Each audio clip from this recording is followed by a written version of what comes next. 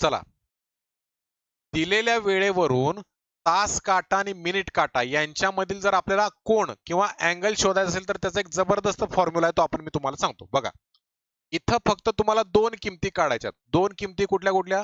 इथं काढायचं तुम्हाला 30h आणि दुसरी किंमत काढायची 11/2m. हे असंच का? कारण एक फॉर्म्युला असतो. थिटा बरोबर 30h वजा 11/2m हा तास काटा आणि मिनिट काटा यांच्यामधील कोन काढण्याचा फॉर्म्युला असतो. आपण फक्त 30h आणि 11/2m काढायचं. h म्हणजे काय? तास. m म्हणजे काय? मिनिट. म्हणजे मी काढतो बघा 30 गुणिले 8 आणि इकडं 11/2 गुणिले 20. बे एके बे, बेन 10 20. मला उत्तर मिळालं 11 गुणिले 10 110 आणि 8 त्रिक 24 हे झालं 240. या दोन व्हॅल्यू मिळाल्या.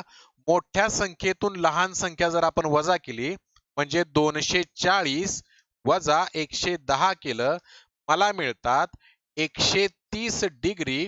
म्हणजे 8:20 झालेले असताना तास काटा आणि मिनिट काटा यांच्यातील आंतरिक कोन हा झाला 130 डिग्रीचा. ऑप्शन नंबर 3 प्रश्नाचं उत्तर 1 नंबर. लाईक हाणायचं आवडलं तर.